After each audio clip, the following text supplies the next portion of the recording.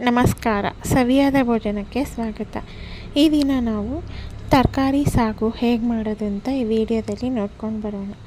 ಮೊದಲು ಒಂದು ಕ್ಯಾರಿಯರ್ಗೆ ನಾನಿಲ್ಲಿ ಸಣ್ಣಗೆ ಹೆಚ್ಚಿರೋಂಥ ಒಂದು ಕ್ಯಾರೆಟು, ಒಂದು 7ರಿಂದ 8 ಬೀನ್ಸನ್ನು ಸಣ್ಣದಾಗಿ ಹೆಚ್ಚಿ ಇಟ್ಕೊತಾ ಇದ್ದೀನಿ. ಒಂದು ಆಲೂಗಡ್ಡೆನ ಸಣ್ಣದಾಗಿ ಹೆಚ್ಚಿ ಇಟ್ಕೊಂಡಿದ್ದೀನಿ. ಹಾಗೆ ಅದರ ಜೊತೆಗೆ ಒಂದು ಸೀಮೆ ಬದನೆಕಾಯಿನ ಕೂಡ ಹೆಚ್ಚಿ ರಾತ್ರಿಯೇ ರೆಡಿ ಮಾಡಿ ಇಟ್ಕೊತಾ ಇದ್ದೀನಿ ಸಾಗುಗೆ.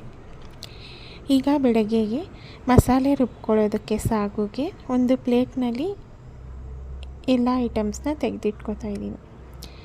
ಮೊದಲನೇದಾಗಿ ಒಂದು ಈರುಳ್ಳಿ, 4ರಿಂದ 5 ಹಸಿಮೆಣಸಿನ್ಕಾಯಿ, ಒಂದು 1/4 ಕಪ್ನಷ್ಟು ಕಾಯಿ ತುರಿ, 7ರಿಂದ 8 ಎಸಳು ಬೆಳ್ಳುಳ್ಳಿ, 1 ಇಂಚಿನಷ್ಟು ಶುಂಠಿ, ಚಕ್ಕೆ, ಲವಂಗ, ಧನಿಯಾ ಪುಡಿ 1-2 ಸ್ಪೂನ್ನಷ್ಟು, ಕೊತ್ತಂಬರಿ ಸೊಪ್ಪು ಸ್ವಲ್ಪ ಹಾಕಿ ಎಲ್ಲನೂ ಚೆನ್ನಾಗಿ ಮಿಕ್ಸ್ ಮಾಡಿ ಅದರ ಜೊತೆಗೆ ಹುರ್ಗಡ್ಲೆ ಸೇರಿಸ್ಕೊಂಡು ನುಣ್ಣಗೆ ರುಬ್ಕೊಂಡು ಬನ್ನಿ. ಈಗ ಸಾಗುಗೆ ಮಸಾಲೆ ರೆಡಿಯಾಗಿದೆ.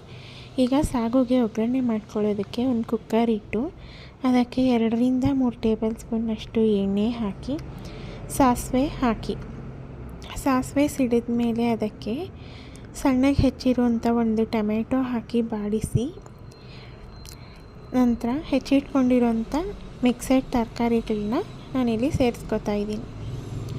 ಎಲ್ಲ ತರಕಾರಿಗಳನ್ನ ಹಾಕ್ಕೊಂಡು ಚೆನ್ನಾಗಿ ಮಿಕ್ಸ್ ಮಾಡಿ ಎಣ್ಣೆನಲ್ಲೇ 1-2 ನಿಮಿಷ ಫ್ರೈ ಮಾಡೋದಕ್ಕೆ ಇಡಿ. ಎಣ್ಣೆಯಲ್ಲಿ ಎಲ್ಲ ತರಕಾರಿಗಳು ಫ್ರೈ ಆಗ್ತಾ ಇರೋವಾಗಲೇ ಅದಕ್ಕೆ ರುಚಿಗೆ ಬೇಕಾಗಿರೋಷ್ಟು ಉಪ್ಪು ಹಾಕಿ ಮತ್ತೊಮ್ಮೆ ಮಿಕ್ಸ್ ಮಾಡಿ. ಎಲ್ಲ ತರಕಾರಿಗಳು ಚೆನ್ನಾಗಿ ಎಣ್ಣೆಯಲ್ಲಿ ಫ್ರೈ ಆದಮೇಲೆ ಅದಕ್ಕೆ ರುಬ್ಬಿಟ್ಕೊಂಡಿರೋಂಥ ಮಸಾಲೆ ಸೇರಿಸಿ ಸ್ವಲ್ಪ ಕುದಿಯಲು ಇಡಿ. ಮಸಾಲೆ ಎಲ್ಲ ತರಕಾರಿ ಜೊತೆಗೆ ಮಿಕ್ಸ್ ಆದಮೇಲೆ ಅದಕ್ಕೆ ಸಾಗುಗೆ ಅದಕ್ಕೆ ಬೇಕಾದಷ್ಟು ನೀರು ಸೇರಿಸಿ ಎಲ್ಲನೂ ಚೆನ್ನಾಗಿ ಮಿಕ್ಸ್ ಮಾಡಿ ಕುದಿಯಲು ಇಡಿ.